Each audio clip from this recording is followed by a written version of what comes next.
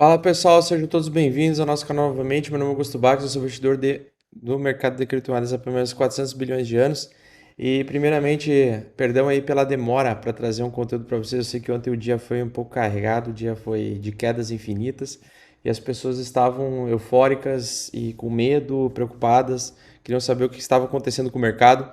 E hoje eu vou trazer algumas atualizações importantes, desmistificar algumas coisas que estão sendo ditas no mercado e também trazer uma luz aí do que eu acredito que vai acontecer com o movimento do preço do mercado de criptomoedas daqui para frente, tá? Então, se você já gosta desse tipo de conteúdo, já deixa o seu like, se inscreva no canal que mais cresce no Brasil. Links na descrição mais importantes, Crypto Blinders aí com 60, 70% de desconto. Também tá aí no link e pau na máquina, tá? Bom, senhores, então, lembrando que essa semana nós temos aqui, ó, nós vamos ter vários dados no calendário econômico que são extremamente importantes. Amanhã a gente vai ter os dados de inflação americana, que podem impactar e trazer bastante volatilidade para o resto da semana. Eu acredito que durante essa semana ainda a gente tem espaço para cair um pouco mais. Lembrando que nós nos aproximando do dia 15 de setembro, o mercado ele pode ter algum movimento um pouco sobrenatural, e eu vou explicar isso para vocês melhor, mas um movimento um pouco mais sobrenatural, e estamos ainda com risco de mais quedas pela frente, porém, eu quero trazer depois na análise do preço, no price action, na análise do gráfico, alguns entendimentos que eu acho que vocês vão precisar, tá? Daqui para frente.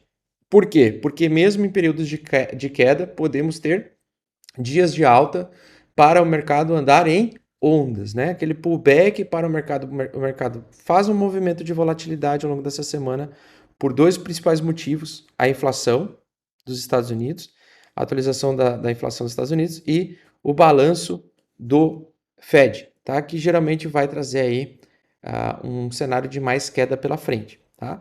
Sem contar que ainda vai acontecer a decisão, se eu não me engano, em novembro, a decisão do Fed de elevar a taxa de juros ou não. Então, ali eu acho que vai ter acontecer alguma coisa. Podemos, entre setembro a novembro desse ano, ter o último grande crash aí do mercado de criptomoedas, mercado tradicional também, e a continuação da disparada da alta do dólar, tá? E bom, pessoal, fui dar uma estudada sobre o mercado, fui dar uma atualizada e eu vi que sites de notícias como a CoinDesk, por exemplo, alguns autores desses portais estão criando e trazendo um certo food, né, que são as notícias relacionadas à FTX. Bom, o mercado do smart money ele sempre precisa comprar narrativas para que as pessoas acreditem que as notícias estão impactando nos preços, sendo que na verdade o smart money está decidindo por liquidar as pessoas, principalmente as que operam em mercados futuros. Depois eu vou mostrar para vocês que nós temos duas principais regiões de busca de liquidez e que por isso que eu acredito tanto em 12K no BTC quanto em $500 no Ethereum, por conta desses motivos, tá? Mas já vou chegar lá. Então assim, num caso de crash, vamos deixar claro, num caso de crash, se não acontecer nenhum tipo de crash, $19.800 seria o fundo do BTC, 1.200 aí por aí seria o fundo do Ethereum, tá? Então vamos lá, senhores. Eu olhei aqui no CoinDesk e os caras colocaram no título assim: Bitcoin cai abaixo de 25 mil, com as altcoins abraçando um crash mais profundo por conta da FTX, da venda das criptos da FTX. Não, não é isso que está acontecendo, tá? Essa é a notícia que o Smart Money usa para, de certa forma, ou até mesmo o portal de notícia usa para tentar estimular as pessoas a acreditar que é essa notícia que está movimentando o mercado, mas não é isso que vai acontecer. Na verdade, quando a FTX quebrou, a Alameda Research quebrou e a FTX quebrou, o Sam Bankman-Fried, que era o presidente, ele foi preso, né? Vocês já sabem bem como é que foi a história. E quem assumiu a FTX foi o grupo dos caras das empresas que compraram, né? O grupo de VCs, de Venture Capitals, que são investidores que adquiriram as participações da FTX, eles assumiram para si o problema da quebradeira. E aí, no momento em que uma empresa, que era a segunda maior corretora de criptomoedas do mundo até então, quebra, ela é investigada pela Comissão de Falência de Delaware, que é onde essa empresa ela foi registrada. Delaware é um estado nos Estados Unidos que é considerado como um estado que tem paraíso fiscal, né? Um estado onde grandes empresas de criptomoedas possuem registro lá. Então, ela conta com um maior número de empresas privadas registradas do que habitantes, para vocês terem ideia. Ela é como se fosse um paraíso fiscal, um estado paraíso fiscal dentro de um país como os Estados Unidos, né? Então ele é onde muitas empresas de tecnologia, muitas empresas de criptomoedas abrem conta lá. E a corte, agora recentemente, vai aprovar ou não a permissão desses VCs, desses Venture Capitals, ou seja, os donos da FTX atuais, de poderem vender e desfazer do seu estoque de criptomoedas. Porém, existem algumas coisas aí que tem que acontecer. Primeiro a comissão de fraude tem que aprovar a permissão de que esses Venture Capitals vendam essa participação de tokens da Alameda Research e vendam e consigam vender via OTC, via bancada, que não impacta tanto diretamente no mercado tradicional, ou seja, os caras da FTX eles não vão lá pegar os tokens Solana, colocar dentro de uma corretora como a Binance, por exemplo, e sair vendendo e despejando. Não. E existem regras pré-estabelecidas para esse acordo. Então, um dos acordos que, se caso for aprovado, ainda não for aprovado, tá? É dia 13, se eu não me engano, que vai ser julgado essa decisão. Se for aprovado, se eles permitirem os tokens Solana serem despejados, ou os tokens que a FTX detém sob sua posse serem despejados, eles não vão poder despejar ou vender mais do que 200 milhões de dólares em tokens por semana. Então não vai causar aquele despejo tão massivo como as pessoas estão vendendo por aí ou estão acreditando que vai acontecer. Inclusive, a plataforma Messari pegou aqui e trouxe para nós, né, que aqui nós temos a maior participação de tokens de venda, o token Solana. Então, o token Solana até 2025 ele pode ser desbloqueado, a quantidade de tokens Solana, que representa 720 milhões de dólares, ou seja, 80% desses tokens poderão ser destravados ao longo dos próximos 3 anos, ou seja, a queda desses tokens não vai ser imediata como as pessoas estão vendendo por aí, ou como os portais estão dizendo. Então, o impacto da venda desses tokens não vai ser tão grande como as pessoas acreditam, como as pessoas estão acreditando, beleza? Por mais que a gente saiba que o token Solana vai ficar caindo agora e ele perdeu muita credibilidade e, infelizmente, ele vai continuar caindo ao longo do tempo, né? Por conta dessa pressão de venda prolongada que vai ter, ele não vai cair numa velocidade tão profunda e tão rápida como as pessoas estão vendendo, como se esses tokens fossem liberados de uma vez só, tá? E no caso do BTC e Ethereum, eles tiveram uma pequena participação, então eles têm 353 milhões em BTC, o que representa 1% do volume total de Bitcoin, e Ethereum também, 113 milhões, né? Então eles tinham uma grande participação mais em Solana e o token Aptos. Por isso que está aqui o token Aptos e Solana. Então, tendem token Aptos e Solana, à medida que forem desbloqueados, a ter uma pressão de venda mais prolongada do que outros tokens, como o Matic, por exemplo, ou XRP, ou BNB, ou o próprio Ethereum e o BTC. Tá? Então, o TRX, Doge e o token Aptos e a Matic são os que têm mais aí participação em questão de volume, pressão de venda em volume nessa situação. Só que lembrando, eles não podem vender mais do que 200. Se for aprovado esse acordo com a comissão de fraude aqui do estado de Delaware, praticamente a gente vai ver uma pressão de venda aos poucos, tá? E não forte. O que promove a queda do Bitcoin e do Ethereum e do mercado de criptomoedas em geral é nada mais, nada menos do que isso aqui, pessoal. Vamos puxar o gráfico, tá?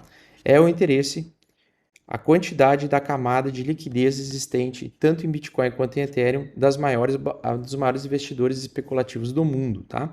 Então, pessoal, Bitcoin, eu vou trazer aqui para vocês um pouco a luz, ó. Bitcoin está com as médias de curto, médio e longo prazo começando a serem apontadas para baixo.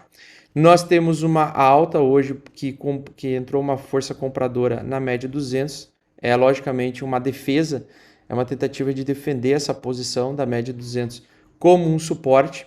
Então é bem provável que, mesmo com a volatilidade de curto prazo, é provável que mesmo abrindo o mercado em queda amanhã, ele pode voltar nos próximos dias a subir um pouquinho para buscar as médias, né? Então o BTC sim, apesar de ter perdido a média 200 ontem, talvez agora ainda não é a queda principal, tá?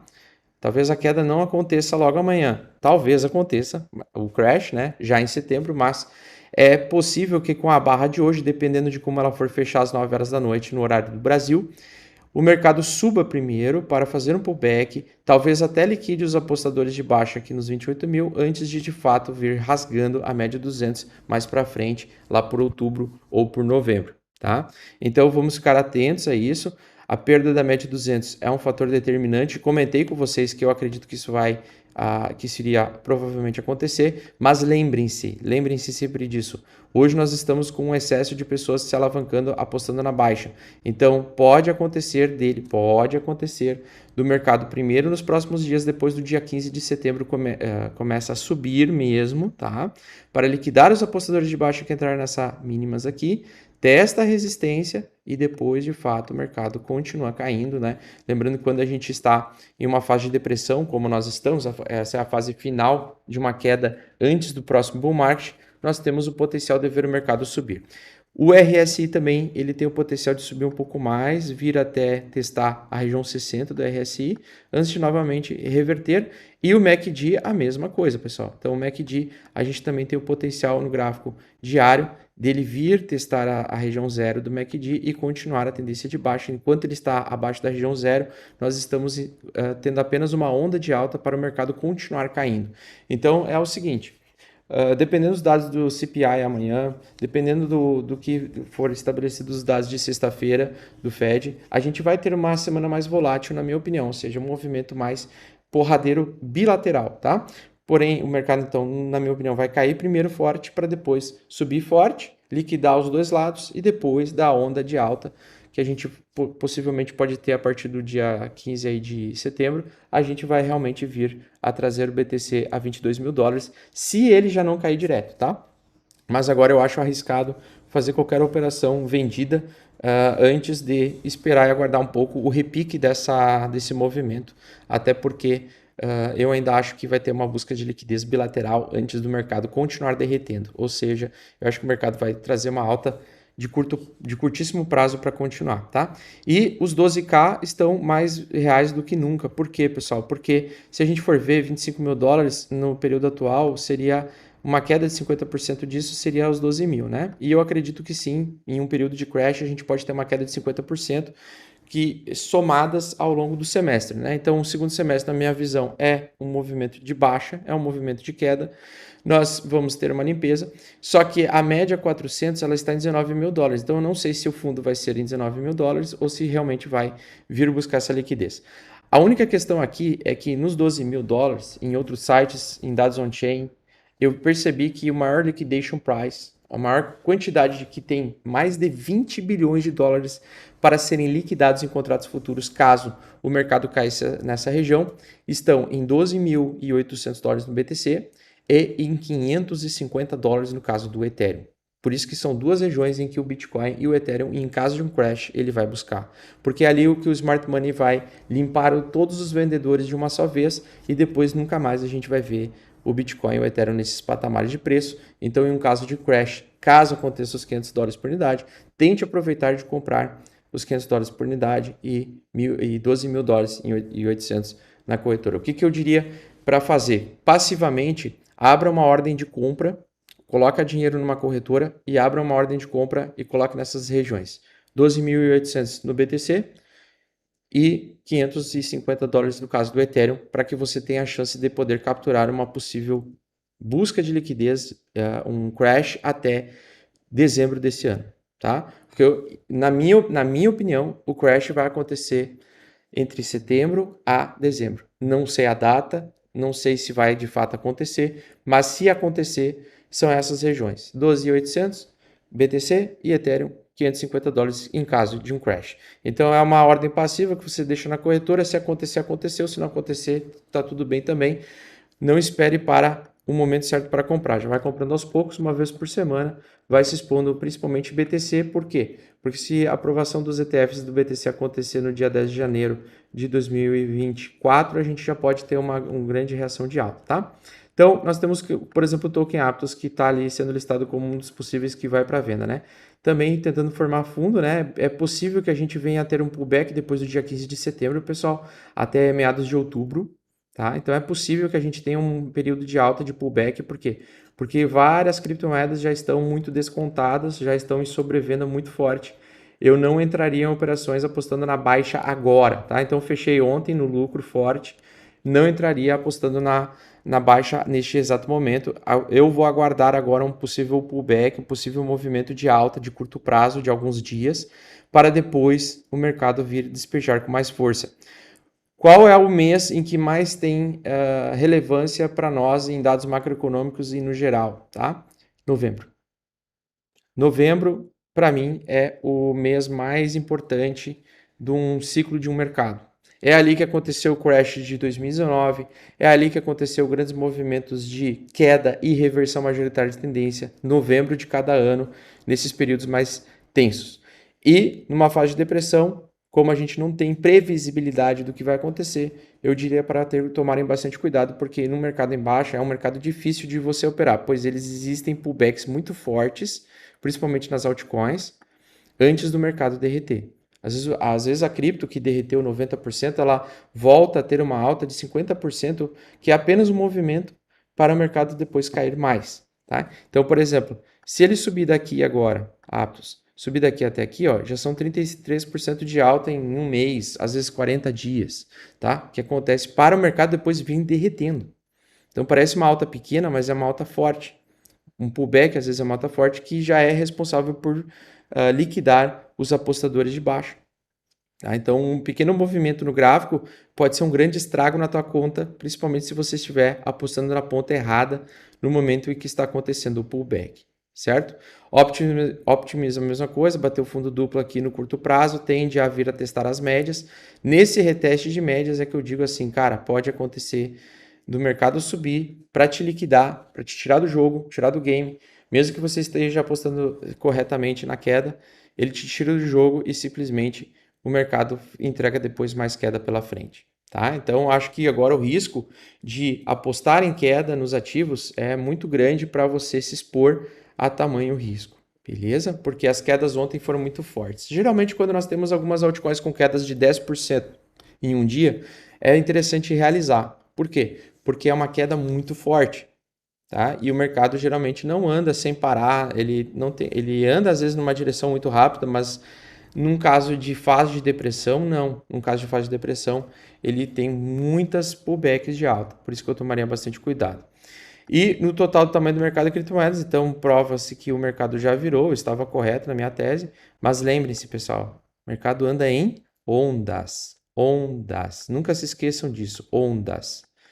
E essas ondas nada mais, nada menos são do que a busca de liquidez dos apostadores de baixa ou dos apostadores de alta. No caso do mercado em queda, seria dos apostadores de baixa. Ele busca, tira as pessoas que estão apostando na queda do jogo e depois, naturalmente, o mercado vai na direção que todos desejam ou que a tendência está se mostrando de topos e fundos descendentes, tá? Sobre o dólar está subindo ainda no segundo canal de alta, mostrando que o mercado tende sim a continuar derretendo ao longo do tempo, mas tomem bastante cuidado para não ficar tão exposto a risco e evitem shortar altcoins muito pequenas e com baixa liquidez, certo? O impacto maior, na minha opinião, sobre essa história da FTX vai ser no token Aptos, mas não só por causa da FTX, mas porque a Aptos vai desbloquear a sua maior quantidade de tokens a partir de novembro. Então, a Aptos é um dos meus ativos favoritos aí para apostar na queda, só que não no curto prazo, e sim num prazo mais longo, num prazo de 2, 3 anos de short, certo? Porque ela vai derreter mais. Espero que vocês tenham gostado, pessoal. Um grande abraço. Espero que tenha deixado claro aí a minha tese. A minha tese é que sim, o mercado vai volatilizar ao longo dessa semana, principalmente entre quarta e sexta-feira. Tende a subir um pouquinho para liquidar os apostadores de baixa, então não deixe operações abertas para serem liquidadas, tá? Se for short, principalmente.